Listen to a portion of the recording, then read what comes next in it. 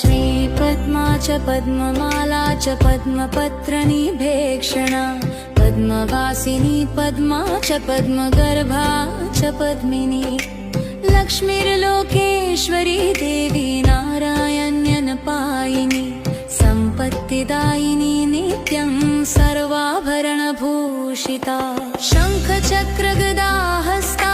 विष्णुवक्षस्थलालयां सर्वसिद्धिप्रदा देवी